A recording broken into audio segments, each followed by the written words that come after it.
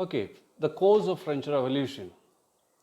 You know, French Revolution started 1789 with the demolition of Fort Basel, which was a prison, and in the same year they boycotted the General Assembly. I mean, SRT General, and then they created National Assembly, and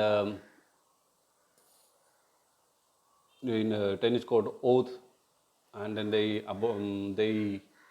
adopted rights of men and citizens.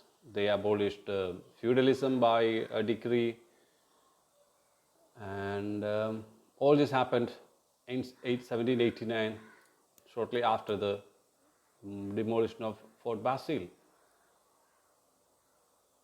And nationalism was spread in Europe by Jacobin clubs, and there was countrywide riots because of various reasons: subsistence crises, shortage of work, lack of money, means to survive. So there were widespread riots in France as well, which was again putting power on pressure on the king to agree to the terms of this proposed constitution, which they were writing at the time. With the Jacobin clubs introduced nationalism in many places like Belgium, Holland, Switzerland, and Italy. They believed that it is their divine duty to spread the newfound nationalist ideas. Now, moving forward, in 1791, remember the revolution started in 1789. In 91, they completed the constitution, and due to the trouble or the riots and the pressure from people, king was forced to accept the constitution, which actually limited the power of the king. While agreeing the constitution and accepting the constitutional monarchy, which came in power, king had his own plans. In constitutional monarchy, people will elect the voters. Voters will elect National Assembly. National Assembly will be passing all the laws and controlling the actions of the king and the ministers. So, king and ministers didn't have any more free hand to do whatever they want. While agreeing the constitutional monarchy, king was having his own plan.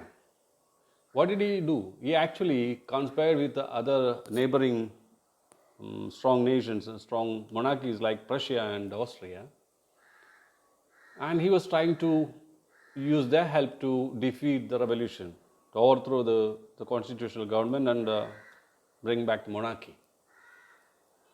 He tried it, but unfortunately he failed. When it failed, he tried to escape to Prussia. He was fleeing the country. But on the border of France, the revolutionaries and the governmental forces caught them and brought them back to Paris. This action by the king actually weakened his position further.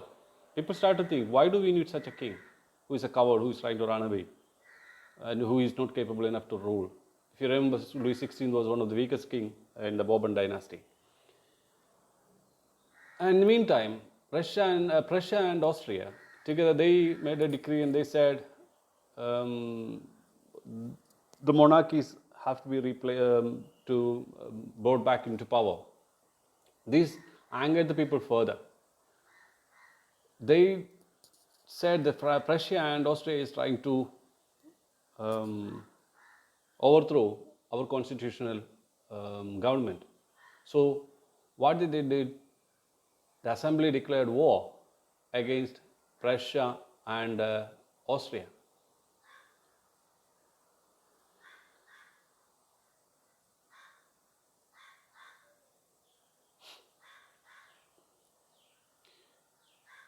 After that, in 1792, they imprisoned the king and declared France as a republic.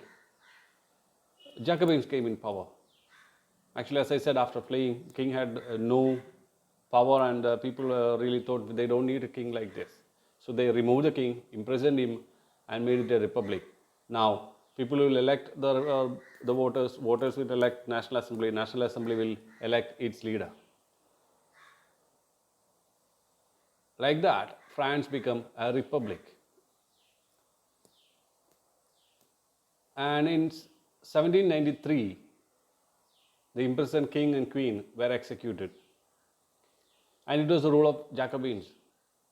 The major leader during that time among Jacobins was Robespierre. He believed in the theory of severe control and punishments.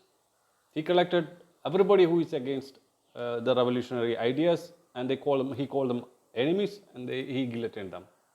He massacred them. Many developments of rights of citizens and right to property, etc. Many good developments whichever came through the French Revolution in the beginning part with the constitution and right of man and citizen was removed by Robespierre. France went back again to a state of monarchy or a state of autocratic rule. It was no more a democracy. Robespierre decided whoever he see as an enemy were guillotined or were killed. But his insistence in such severe punishments and severe measures actually got him convicted, and he was guillotined. He was guillotined in 1794. After that, France went back to a different kind of rule.